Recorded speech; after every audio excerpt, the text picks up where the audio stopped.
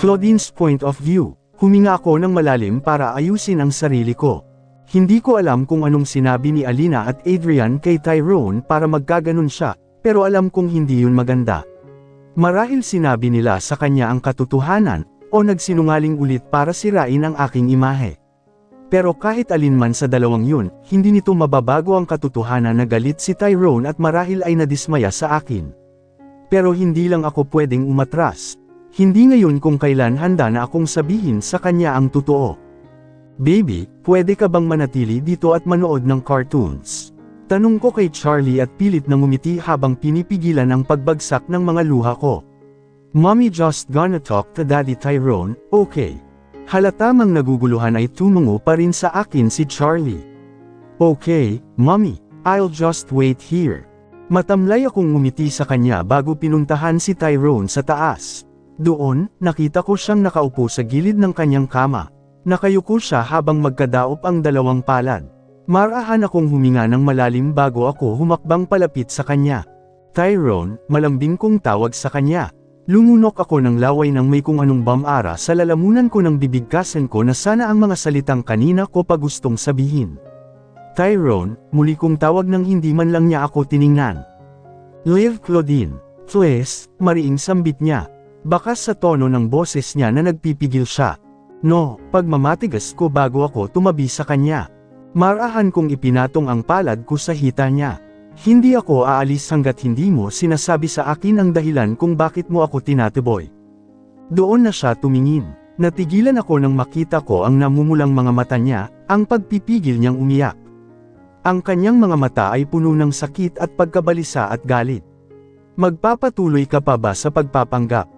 Mahinang sambit niya bago niya kinagat ang labi niya. Pulang-pula ang kanyang mukha at nagingintab na ang kanyang mga mata.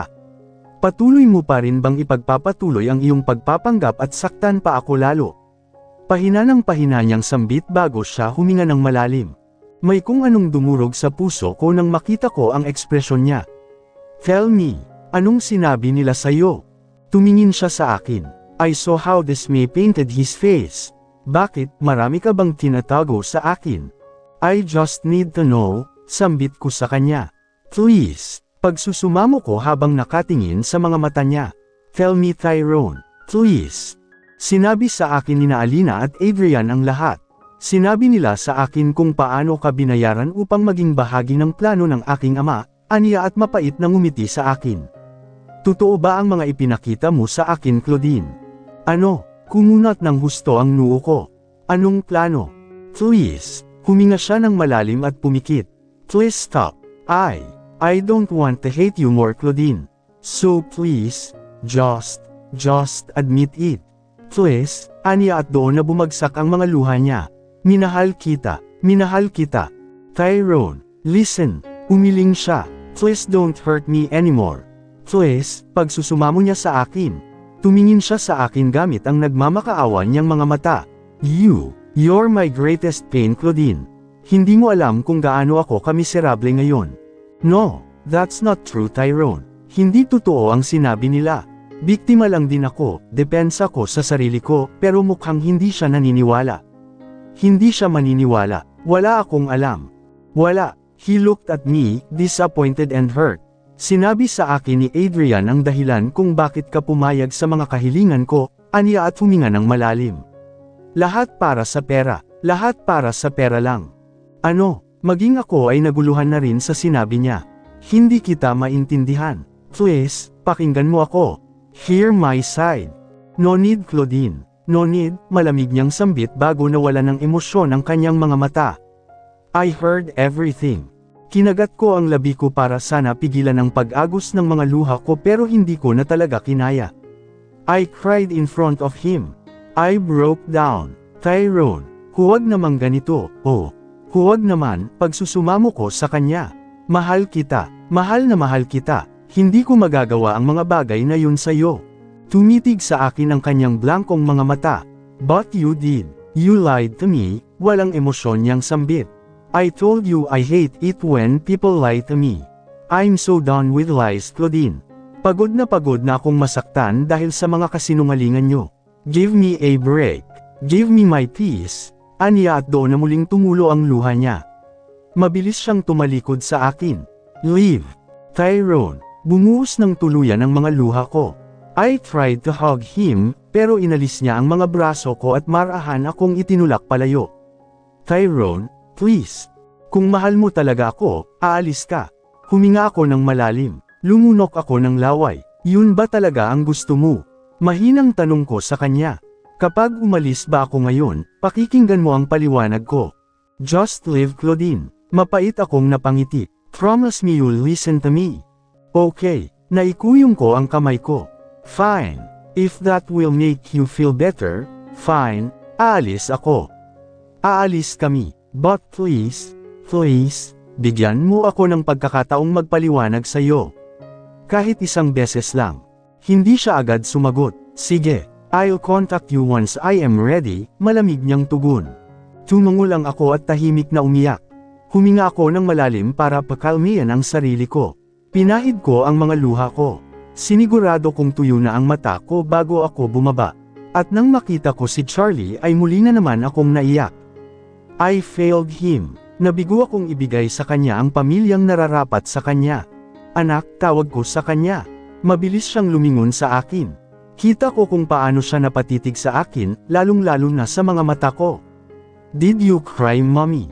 No. Something just got in mommy's eyes, tugon ko at pilit na ngumiti. Let's go. Saan po, mommy? Mauna na raw tayong umalis. Daddy Tyrone has some things to do. Susunod lang daw siya, pagsisinungaling ko bago ko kinuha ang mga gamit namin na nakaimpake na. Muli na naman akong naiyak. We were so ready to move into another house with him. Handang-handa na akong sabihin sa kanya ang totoo. Handang-handa na akong buuhin ang pamilya namin. But maybe we're not really meant to be together. Siguro ito na ang paraan ng tadhana para ipakita sa akin, kung ano sana ang naging kami kung sinabi ko lang kay Tyrone ang totoo, sa sandaling nakita ko siya. Pero huli na ang lahat para doon. Hindi siya maniniwala sa sasabihin ko. At siguro yon na ang sign na kailangan kong panindigan ang plano ko, to run away and hide the billionaire's son. Mommy, kailan punta si Daddy Tyrone? Tanong sa akin ni Charlie habang nagluluto ako ng hapunan namin. Kakagaling niya lang sa sala kung saan siya palaging tumatambay.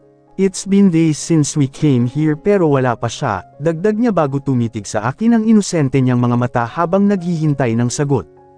Soon, anak, pagsisinungaling ko sa kanya at pilit na ngumiti. Awang-awa na ako sa anak ko. Araw-araw siyang naghihintay sa pagdating ni Tyrone. But I just couldn't bring myself to tell him that his daddy Tyrone is not coming. Isang linggo na mula nang makalipat kami ng apartment. Malayo ito sa dating tinirhan namin at medyo may kamahalan. Fully furnished na ang unit kaya kinuha ko na agad-agad dahil kailangan namin ng matitirhan as soon as possible. Malaki rin naman ang naipon kong pera dahil liban sa ibinayad sa amin ni Tyrone, ay naitabi ko rin ang sweldo ko. Kakapasok nga lang ng huling sweldo ko noong nakaraang araw. Yes, huling sweldo. Hindi na ako pumasok pa. I submitted my resignation letter pagkalipat namin ng bahay. Leon naman ang plano, Leon naman talaga ang gagawin ko. Nakalimutan ko lang dahil nagmahal ako. Anak, set up muna ang table at kakain na tayo. Pag-iiba ko ng usapan bago ibinaling ang atensyon sa niluluto kong ulam. I miss Daddy Tyrone, aniya ng melapag ko ang kinakain namin sa mesa. I miss Tita Raquel too. Punta ba siya dito, Mommy? Marahan akong huminga ng malalim. Soon, anak. Right now, tayo na munang dalawa ha. How about Tito Daddy? Charlie, hindi ko na napigilan ang pagtaas ng boses ko. Kita ko ang pagkabigla niya at kung paano siya yumuko. Napabuga na lang ako ng hangin at agad siyang nilapitan. Hinawakan ko ang magkabilang pisngi niya at marahan nitong hinaplos. Anak, I'm sorry kung napagtaasan ka ng boses ni Mommy, okay? Hindi ko sinasadya, kaya lang, hindi na alam ni Mommy ang gagawin. Dagdag ko at bigla na lang akong naiyak. Nag-breakdown ako sa harap ng sarili kong anak. Hindi ko na kaya, walang araw na hindi ko inisip ang mga nangyari, na hindi ako nasaktan sa mga nalaman ko, sa mga narinig ko. I cried and hugged him. Siya na lang ang lakas ko. Siya na lang ang nagtutulak sa akin para patuloy na lumaban. Siya na lang ang rason kung bakit gumigising pa ako. I can't give up. I can't. Hindi pwede, para sa anak ko. Mommy, why are you crying? Tanong niya sa akin at hinaplos ang pisngi ko. Stop crying, mommy. Mommy is just sad, baby, tugon ko at ibinaon ang mukha ko sa tiyan niya. I bawled my eyes out. Why are you sad? Inosenteng tanong niya. Because mommy misses Daddy Tyrone and Tita Raquel too, sabi ko sa kanya.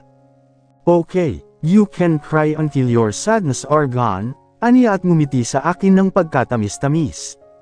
Mas lalo akong naiyak, sana nasa akin ang kainosentehan ng anak ko. Sana maging clueless din ako gaya niya.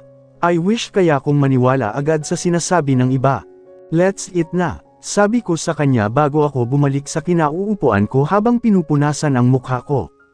Don't worry mommy, hindi kita paiiyakin. Hindi rin ako iiyak, dahil malakas ako, sabi niya sa akin.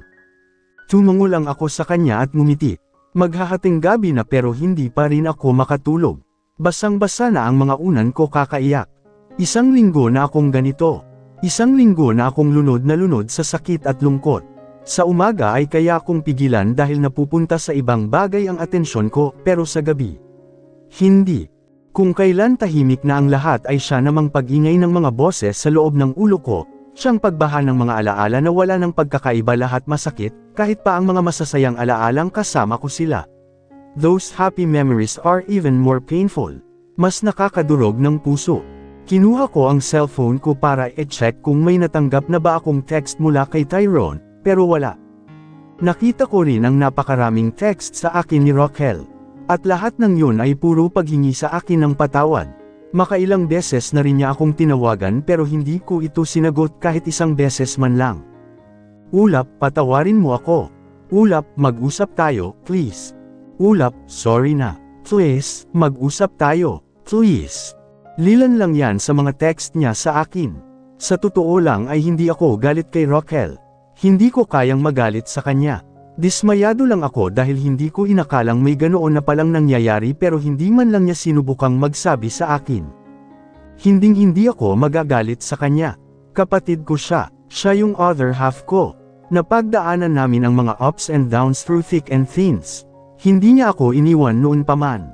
Alam kong hindi ko siya kayang tiisin kaya hindi muna ako nagre-reply.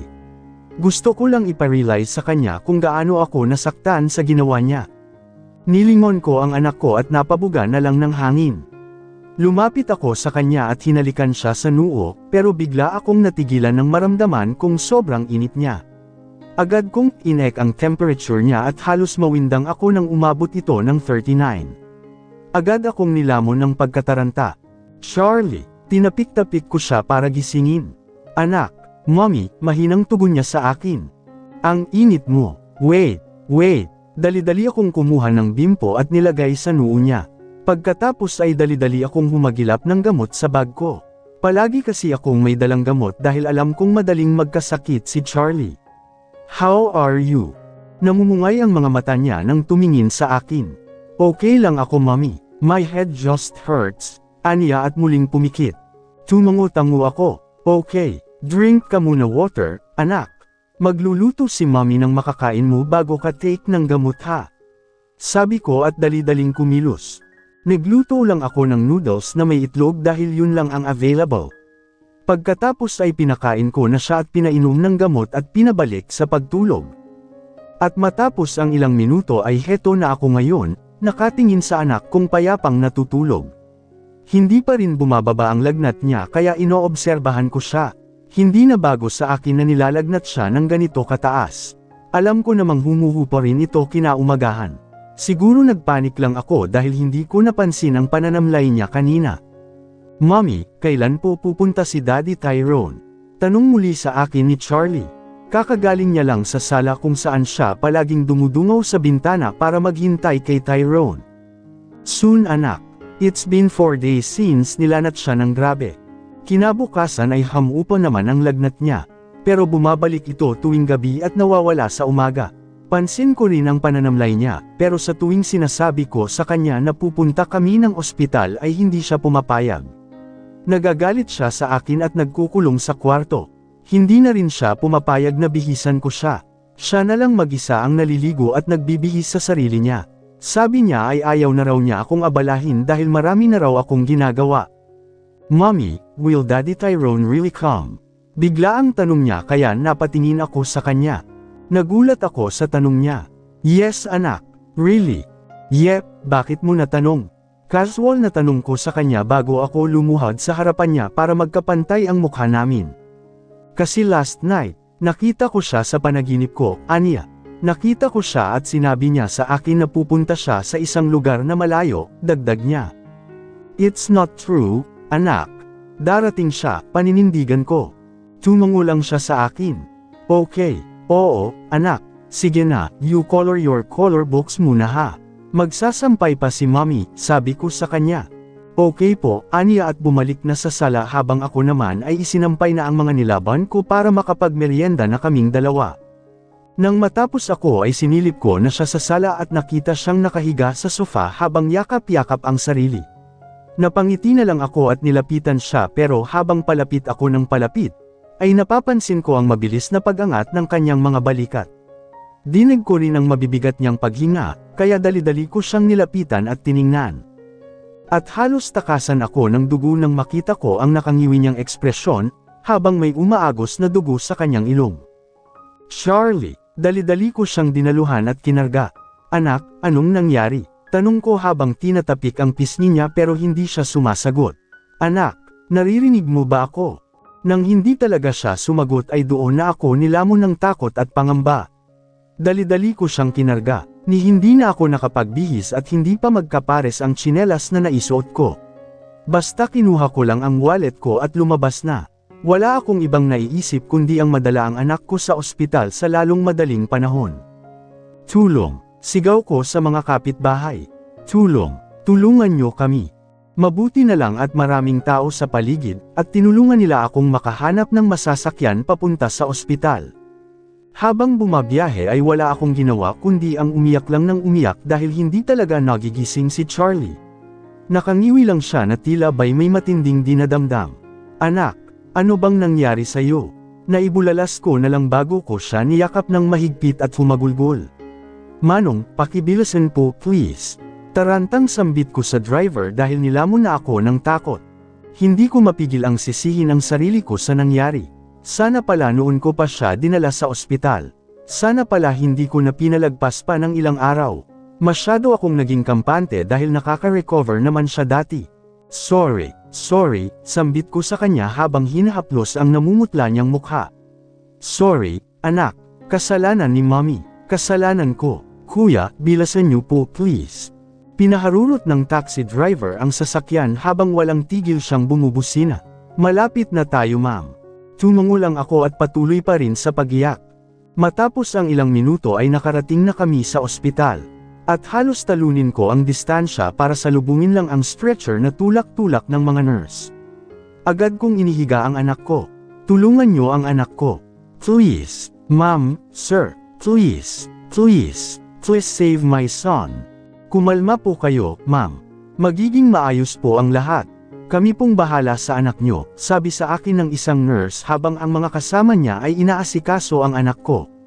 Ano po bang nangyari? Tanong niya sa akin habang may hawak na notepad. Marami pa siyang tinanong sa akin. Sinagot ko ang lahat ng yun habang nakatingin lang sa anak ko. Ni hindi ko na alam kung ano ang mga sumunod na nangyari. Basta namalayan ko na lang ang sarili ko na nakatayo sa labas ng kwarto kung saan nila ipinasok ang anak ko. Nakalapat ang palad ko sa malaking salamin habang nakamasid kay Charlie. Hindi ako umiyak. Wala akong maramdaman. Blanko rin ang isip ko. Nakatayo lang ako roon at pinagmamasdan siya. Tila wala ako sa aking sarili. Maya-maya pa'y may dumating na nurse para kausapin ako. Ma'am, gusto po kayong makausap ni Dr. Martinez, malumanay niyang sabi sa akin. Regarding po ito sa tests na isinagawa sa anak niyo. Tumango lang ako sa kanya.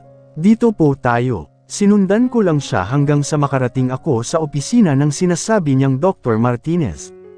Good afternoon, Miss Amadeo, bati sa akin ng doktor. Have a seat.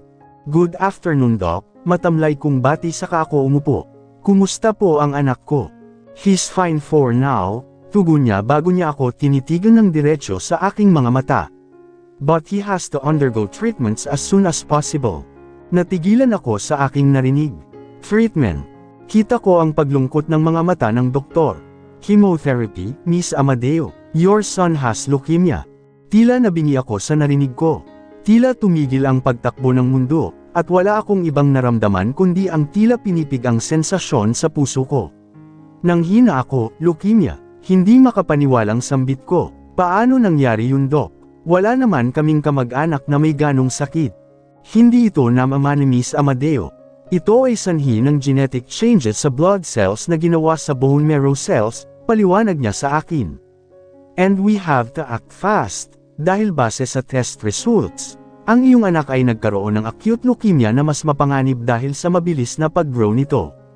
Kailangan niyang sumailalim sa agarang paggamot kung gusto mong pahabain ang kanyang buhay, at maiwasan ang anumang karagdagang komplikasyon.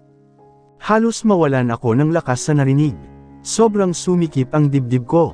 Para akong mawawalan ng malay. Hindi ako makasagot. Natutap ko na lang ang bibig ko at nakaluhod na bumagsak sa sahig habang humahagulgol. Bakit? Bakit nangyayari sa akin ang lahat ng to? Bakit sa akin? Gaano ba kabigat ang kasalanang nagawa ko para pahirapan mo ako ng ganito? Narrator's point of view. Nakatitig lang si Raquel sa screen ng cellphone niya habang nakahiga sa kama, naghihintay na baka sakali ay mag-reply si Claudine sa kanya. Magdadalawang linggo na niya itong sinusubukang kausapin, pero ni Tuldok ay wala siyang natanggap mula rito. Hindi rin ito sinasagot ang mga tawag niya, pero hindi siya mawawalan ng pag-asa. Alam niyang darating ang araw na kakausapin siya ng kaibigan. Miss na niya ito. Hindi na niya alam kung nasaan ito at ano na ang nangyari dito. Wala na siyang balita. Naglaho itong parang bula. Napabuga na lang siya ng hangin at napatitig sa kawalan. Magmula nang malaman ng kaibigan ang totoo ay nawala na siya ng ganang buksan ang cake shop niya. Pinapaalala kasi nito sa kanya kung paano siya nasilaw sa malaking halagang alok sa kanila ng ama ni Tyrone. Ipinapaalala nito kung paano siya naging makasarili. Kung paano niya ipinagpalit ang pagkakaibigan nila ni Claudine sa pera. Pero kahit anong pagsisisi pa ang maramdaman niya, alam niyang hindi na magbabago pa ang katotohanan na niloko niya ang kaibigan, na nasaktan niya ito at sinira ang tiwala nito. Huminga siya ng malalim bago bumangon. Papalubog na ang araw kaya kailangan na niyang bumili ng ulam. Hindi niya alam kung anong nangyari sa kanya, basta nawala na lang siya ng ganang gawin ang lahat ng nakasanayan niya. Ni simpleng pagluluto ng kanin ay hirap na siyang gawin. Pagkalabas niya ng bahay ay bumungad sa kanya ang harap ng cake shop niya kung saan sila palaging tumatambay ni Claudine. Muli na namang nanikip ang kanyang dibdib dahil hindi niya mapigil ang malungkot. Naalala rin niya kung paano sila maghabulan ni Charlie sa paligid sa tuwing wala pang customer. Mapait siyang napangiti kasabay ng pagtulo ng mga luha niya. Sunod-sunod nagmamulong ang mga butil ng luha sa kanyang pisngi. Natutap niya ang bibig para pigilan ang paglabas ng kanyang mga hikbi, ngunit nabigo siya. Napaupo na lang siya at napakapit sa mesa dahil sa labis na panghihina ng kanyang mga tuhod. Miss na niya sina Claudine at Charlie. Sobrang laki ng puwang na iniwan ng dalawa sa puso niya. Pakiramdam niya'y may kulang sa bawat araw niya na mapupunan lamang ng dalawa. Parang pamilya na ang turing niya sa dalawa, si Claudine bilang kapatid at si Charlie bilang anak. Pero kasalanan niya rin kung bakit sila nawala sa buhay niya. Nararapat lang sa kanya na magdusa, na iwanan ng dalawa. Matapos ang ilang minuto ay bumangon na siya at pinahid ang mga luha. Inayos niya rin ang kanyang mukha bago tuluyang pumunta sa Carinderia para bumili ng ulam sa Carinderia kung saan sila madalas kumain ni Claudine. "O Raquel, kumusta pala si Charlie?" Bungad sa kanya ni Betty, ang may-ari ng Carinderia, nang makita siya nito. "Bakit po?" Inosenteng tanong niya. "Abay, balita ko'y na ospital daw," sambit nito na siyang ikinagulat niya. "Po, kailan lang?" Si Betty naman ang nagulat sa reaksyon niya. "Nako, hindi ba sinabi ni Claudine sa'yo? Nakita kasi sila ni Kuya Don mo doon sa ospital. Nagkausap sila at napag-alaman niyang na ospital pala si Charlie. Nasa ICU." Halos manghina siya sa narinig. Kumabog ng pagkalakas-lakas ang kanyang dibdib kasabay ng labis niyang pag-aalala sa mag-ina. "Saang ospital po, Ate Betty?" "Teka, tanungin ko lang si Kuya Don mo, alam nito." Hindi siya mapakali sa kinatatayuan. Hindi niya mapigil ang mag-alala sa bata lalo na't nasa ICU ito. Katie na siyang puntahan ito at tingnan ang kalagayan nito. Nang makabalik si Betty at masabi nito ang pangalan ng ospital, ay dali-dali siyang nagpaalam. Nawala na sa isip niya ang pagbili ng ulam. Agad siyang bumalik sa bahay niya para kunin ang wallet niya. Hindi na siya nag-abala pang magbihis dahil sa labis na pagmamadali. Nang makarating siya sa ospital ay agad siyang nagtanong kung saan nakakonfine ang bata. Nang mapag-alaman ang room number ay agad na siyang nagtungo roon. Pero hindi pa man siya nakakarating ay nakita na niya si Claudine na naglalakad sa hallway. Hindi na siya nag-isip pa at agad nang nilapitan ang kaibigan. Ulap, tawag niya rito. Ulap. Nang hindi ito lumingon sa kanya ay tuluyan na niya itong hinawakan, at doon na ito tumigil sa paglalakad. Nang lumingon ito sa kanya ay natigilan siya sa nakita. Bahagyang pamayat ang mukha nito. Kay itim ng palibot at mugto ang mga mata nito. Tila wala na ring buhay ang mga mata nito na worry by tinakasan na ng pag-asa. Tila pinilipit ang puso niya sa labis na sakit at awang nararamdaman para sa kaibigan. Raquel, matamlay nitong tawag sa kanya. Hindi magawang maging masaya ni Raquel dahil sa pagsubok na kinakaharap ng kaibigan. 2 araw na mula nang bumisita siya sa ospital, at 2 araw na rin siyang naglilibot sa mga NGO para humingi ng tulong para sa isasagawang treatment kay Charlie. Tagaktak na ang pawis niya kakalakad sa ilalim ng tirek na araw. Parang mahihilo na rin siya pero hindi siya pwedeng magpahinga. Kailangan nilang makalakam ng 2.5 million pesos para maisagawa sa lalong madaling panahon ang bone marrow transplant. Kung maghihintay pa sila na matulungan ng charities ay baka maging huli na ang lahat dahil sa haba ng listahan. Sa kasalukuyan ay nasa 400,000 pesos na ang nalilikom nila pero yun ay personal na savings nilang dalawa ni Claudine, dahil wala pa silang natatanggap na response mula sa mga hiningan nila ng tulong. Nawawalan na siya ng pag-asa. Tingin niya'y mahihirapan talaga silang malikom ang ganoon kalaking salapi.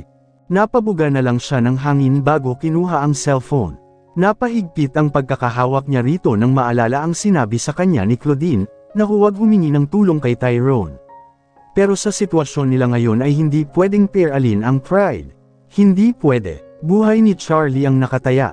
At handa siyang isakripisyo ang pagkakaibigan nila ni Claudine kung ang kapalit naman nito ay ang tiyak na kaligtasan ng bata. Handa siyang isumpa ng kaibigan. Handa siyang itaboy nito, para sa bata, para sa kaligayahan nila. Ito na lang ang tanging paraan na naiisip niya para pagbayaran ang panloloko niya sa mag-ina. Huminga siya ng malalim at tinawagan si Robert. Ilang ring lang ay sumagot na ito, Raquel. Attorney, pwede mo ba akong tulungan na makausap si Sir Tyrone? Importante lang. Nakagat niya ang labi kasabay ng pag-iinit ng magkabilang sulok ng kanyang mga mata. Niyakap niya si Claudine. Wala siyang pakialam kung itulak siya nito palayo, pero gusto niyang yakapin ang kaibigan. Sorry, ulap, sorry, paulit-ulit niyang bulong sa kaibigan habang niyayakap ito ng mahigpit. Bakit ka nandito? Kumalas siya sa yakap at hinawakan ang magkabilang kamay ni Claudine. Tiningnan niya ito ng diretso sa mga mata nito. Nabalitaan ko kay Ate Betty na naospital si Charlie. Kumusta na siya? Anong nangyari? Kita niya kung paano bahagyang manlaki ang mga mata ni Claudine bago ito nagsimulang magtubig. At sa isang iglap lang ay napaluhod sa harapan niya ang kaibigan habang humahagulgol. Kumapit ito sa laylayan ng kanyang damit. Raquel, ano bang nagawa ko para danasin ko ang lahat ng to? Sambit nito sa kanya habang umiiyak na nakatingin sa kanyang mga mata. Gaano ba ako kasama para parusahan ng ganito? Hindi siya makasagot. Tahimik lang siyang umiyak dahil sa labis na awang nararamdaman para sa kaibigan. Galit ba sa akin ang Diyos? Tanong nito sa kanya, punong-puno ng katanungan, pighati, at sakit ang mga mata nito. Gaano ba kabigat ang kasalanang nagawa ko para parusahan niya ako ng ganito? Doon na siya napahikbi. Lumuhad na rin siya sa harapan ng kaibigan at niyakap ito ng mahigpit. Nagiyakan silang dalawa sa hallway. Wala silang pakialam kung pagtinginan man sila ng mga tao. Gusto niyang damayan ang kaibigan. Alam niyang higit siyang kailangan nito lalo na ngayon na may kinakaharap itong matinding pagsubok.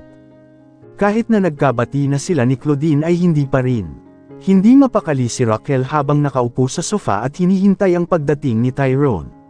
Hindi niya alam kung anong magiging reaksyon nito sa oras na makita siya nito.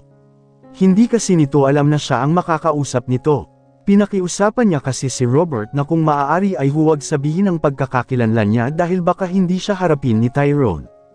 At matapos ang ilang minutong paghihintay ay dumating na ang lalaki. Nabigla pa siya nang makita ang malaking pagbabago sa ekspresyon nito. Blanko ang mga mata at tila walang kabuhay-buhay. Anong ginagawa mo dito, Raquel? Walang emosyon nitong tanong sa kanya. Sir, good morning po, bati niya rito. Anong ginagawa mo dito? Sir, alam ko pong may nagawa akong kasalanan sa inyo, and gusto ko pong humingi ng sorry, panimula niya. Hindi kita mapapatawad, umalis ka na. Marahan siyang napatango. Okay po, pero hindi po ang paghingi ang patawad ang sadya ko rito, diretsyong sabi niya at tiningnan sa mata ang lalaki. Nandito po ako para humingi ng tulong. Nakon. Help. Mahina itong natawa at napailing. Pagkatapos ng ginawa mo, hihingi ka sa akin ng tulong. Ganun ba kakapal ang pagmumukha mo? Hindi niya pinansin ang sinabi ng lalaki. Hindi po para sa akin, sir. Para kay Charlie, diretsyong tugon niya bago inilabas ang medical records ng bata. Nasa ospital po siya ngayon, sir. At ikaw lang ang makakatulong sa kanya. Nang banggitin niya yun ay pansin niya ang pagbabago sa ekspresyon ng lalaki. Nahadyap ng mga mata niya ang saglit na pag-aalala sa mga mata nito. May leukemia po si Charlie, sir. At kailangan niyang sumailalim sa bone marrow transplant sa lalong madaling panahon, para mapahaba pa ang buhay niya, tuloy-tuloy niyang paglalahad. Pero kailangan namin ng malaking halaga para doon. At kayo lang ang naiisip kong makakatulong sa amin. Bakit ka humihingi ng tulong sa akin? Ang daming pwedeng hingan ng tulong. Bakit sa akin? Bakit hindi ka humingi ng tulong sa namatay kong ama? Naikuyong niya ang kamay dahil hindi niya mapigil ang minas sa lalaki. Hindi niya pa rin nakakalimutan ang galit na naramdaman niya, nang paalisan niya sina Claudine sa pamamahay nito kahit panalaman na niya ang totoo. Hindi siya makapaniwalang nagawa nitong itaboy ang mag-ina niya. Ganyan na po ba kayo kawalang puso, Sir Tyrone? Dismayadong sambit niya. Ako pa ngayon ang walang puso. Ako ang niloko nyo, matigas nitong sambit bago siya matalim na tiningnan. Ako ang pinagkaisahan nyo. Pero sapat na dahilan ba yun para pati anak mo itaboy mo? Tandang padamdam panipi, hindi na rin niya napigil ang sumigaw. Oo, alam kong mali ang ginawa namin sa'yo. Alam kong hindi mo kami basta-basta mapapatawad doon. Pero sir, hindi na niya nagawang kontrolin ang kanyang emosyon at tuluyang bumuhos ang kanyang mga luha. Lumuhad siya sa harapan ni Tyrone. Si Charlie, sir, si Charlie, kung pwede lang halikan ang paa ng lalaki ay ginawa na niya. Wala siyang kasalanan. Hindi niya alam ang nangyayari. Pati si Claudine, hindi niya alam na bayad kami ng ama niyo. Wala silang kasalanan. Hindi mo ako maloloko, Raquel. Sinabi sa akin lahat ni Adrian ang totoo. Sinabi niya sa akin na bahagi si Claudine ng plano at hindi anak ko si Charlie. Nabigla si Raquel sa narinig. Hindi niya lubos akalaing magsisinungaling si Adrian ng ganoon, nasisirain niya ang imahe ni Claudine at idinamay pa ang bata para lang mapasakamay niya ang babaeng minamahal. Pero mas hindi siya makapaniwalang kumagat si Tyrone sa mga kasinungalingan nito. Anak niyo siya, giit ni Raquel bago niya tiningnan ang lalaki sa mga mata nito. Hindi ko alam kung bakit ang dali niyong naniwala kay Adrian pero sarado ang tainga niyo sa akin. Hindi niyo man lang ba naisip na baka sinabi niya lang yun para suruan si Claudine? Hindi niyo man lang ba naisip na nagsinungaling siya para masira kayong dalawa at mapunta sa kanya si Claudine? Hindi nakasagot si Tyrone. Tumitig lang ito sa kanya. Sir, please. Please, pagsusumamo niya, kahit si Charlie na lang. Please. Imbes na sumagot ay may kinuha ito sa bulsa. Inilabas nito ang cellphone at may tinawagan. Audrey, call the securities for me. Napaiyak na lang siya sa labis na pagkadismaya. Hindi na po kailangan. Aalis na po ako, aniya at mapait na ngumiti sa lalaki. Tama nga ang sinabi ni Ulap. Sana pala hindi na lang ako lumapit sa inyo, aniya bago tumayo at tinalikuran ang lalaki. Tuloy-tuloy lang sa pagbuhos ang mga luha niya habang lumalabas ng opisina. Hindi na niya alam kung anong susunod na gagawin. Kung siya nga'y lugmok na, paano na lang si Claudine na siyang ina ng bata? Nang paalis na sana siya ay nakasalubong niya si Steven. At hindi niya alam kung anong pumasok sa isipan niya at hinaranggan niya ito. Sir. Oh my gosh, Jean, ulat mo ako. Gulat nitong reaksyon nang makita ang mukha niya. Anong nangyari sa'yo? Bakit ka umiiyak? Sinapak ka ba ni Tyrone? Umiling siya. Narinig ko ang tungkol sa kabaliwan na ginawa mo, sambit nito. Grabe kayo sa kaibigan ko ha. Sir, kailangan ko po ng tulong nyo. Please, aniya bago ibinigay ang medical records ni Charlie dito. Tulungan niyo po si Claudine. Tulungan niyo po si Charlie, pagmamakaawa niya.